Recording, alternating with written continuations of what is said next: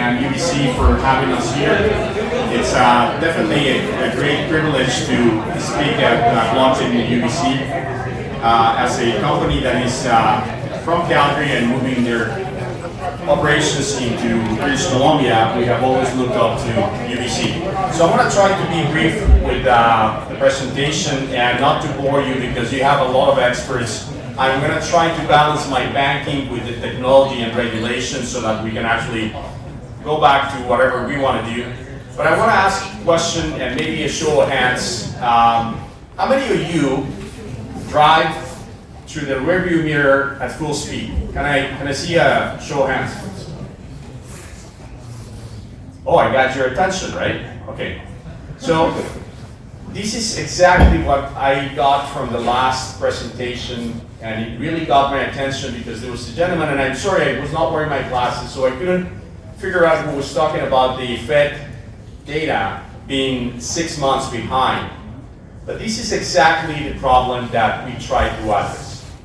When you are looking at trading, this is one of the problems that we try to address. I'm a former banker with the Royal Bank of Canada and TD, and I basically had this idea one day at 6 a.m. when I rushed from my home to my office to see if someone would call me.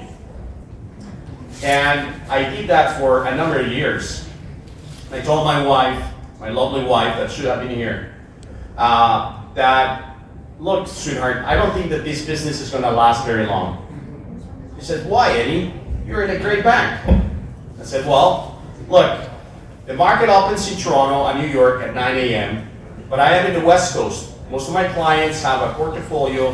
They don't even live in Canada, and they would never call me at 6 a.m. However, I have to sit down in my office expecting a call because the market just opened.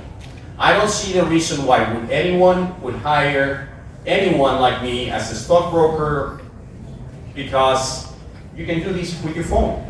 So next slide, please.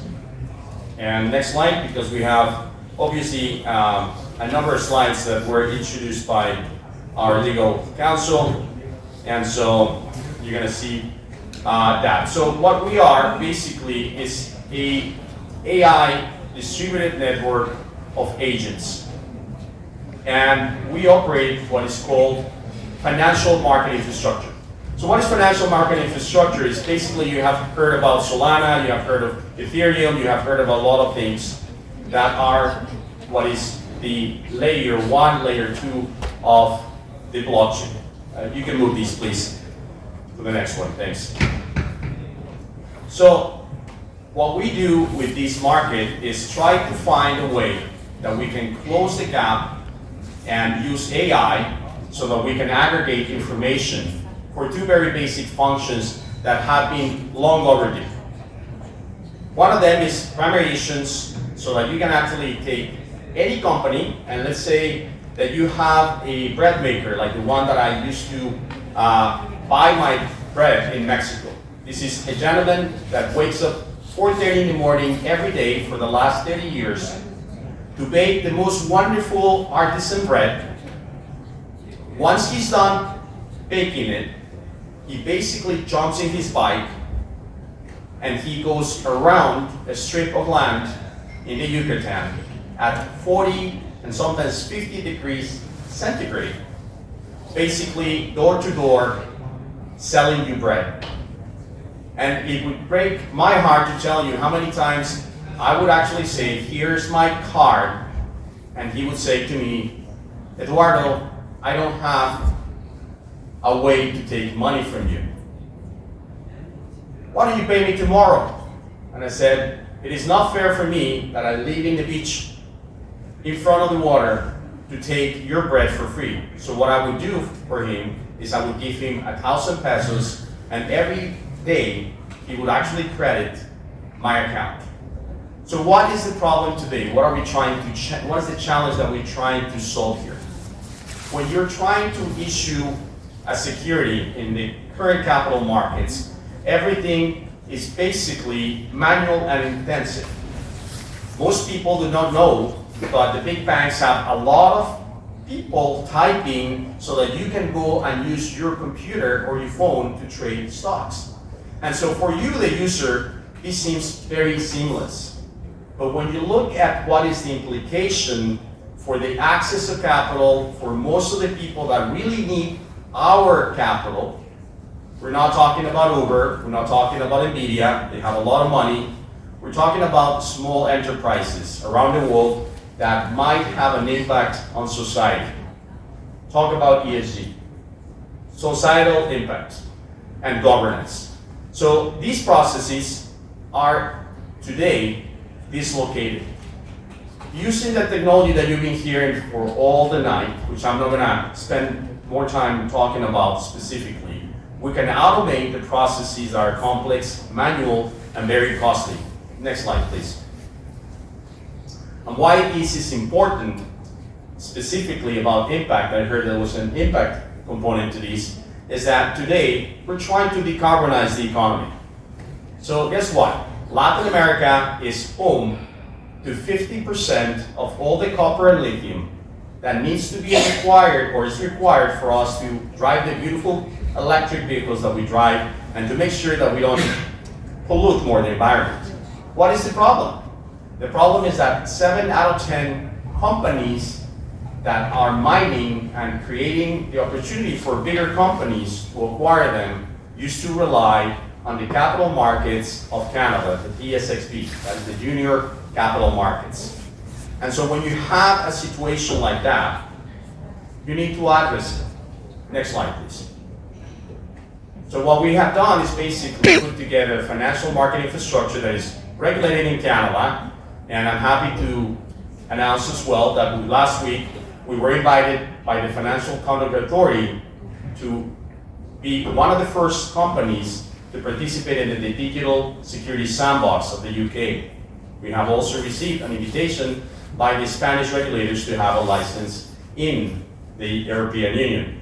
What we have selected, because we're bankers, is some of the top of mind enterprise solutions, which you see here. I'm not endorsing any, although I believe that Stellar is a great solution, and Stellar X is a fee-free decentralized exchange where we use that is actually endorsed by Hyperledger, which is IBM, or the Linux Foundation, which is our favorite solution. And this allows us to use this technology to issue a security token that will be compliant with regulation across the UK, Europe, and North America. And why is that important? Because there is exchanges already around the planet that are using this technology. Some of them are listed, the Hong Kong Stock Exchange, the Singapore Exchange, and the 6 Digital Exchange. So if you're looking to actually issue a token, or if you're looking to issue any security, you need to think beyond Canada. Canada is unfortunately not necessarily the most liquid market. It's one of the smallest. It represents around 1% of the global capital markets. However, if you're looking to raise money, you might want to access the capital from deep pools in Europe or Asia. And that's why we're actually using these technologies. Next slide, please. So what is the driver behind this? Again, as I mentioned earlier, what we're trying to do is try to make sure that we automate all these complex processes so that we can make it economic.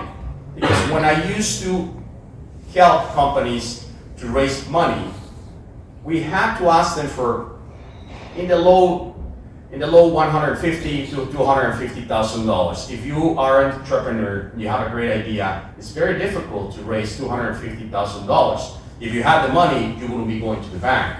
So using this technology, we automate everything so that we can actually help these companies that need the capital through a process that we call fund now, pay later. So we basically front up to 90% of the cost of becoming public for these companies to come on board, and then once they raise the money, we get basically paid. Next slide, please. So how do we do these? Can you move the slide to the next one, please?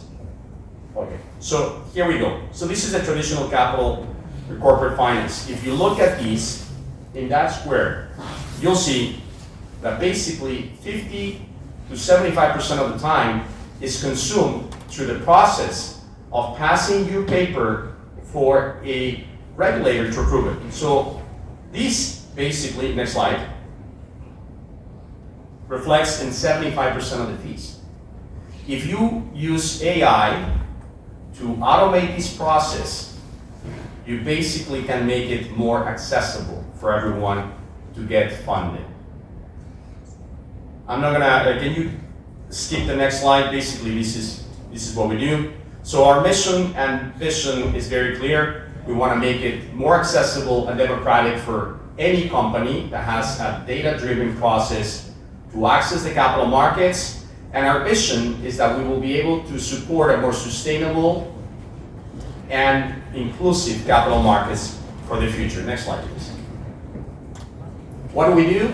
We basically are a marketplace. That's how they call it in Canada. We can do regulated crowdfunding, and we use the technology that's enterprise to represent tokenized real-world assets. We have a strong pipeline of projects. We have completed the process here in Canada. We're expecting our license in Canada. We're raising some funds so that we can go into the US and the UK.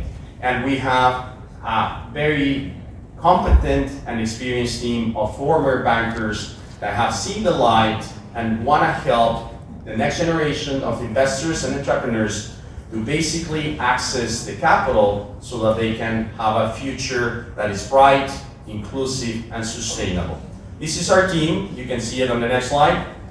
And if you're interested to know more, we would love to actually have a conversation, partner with you, help your project, advise you, or maybe even just have a coffee. Thank you very much. Thank you, Vicky.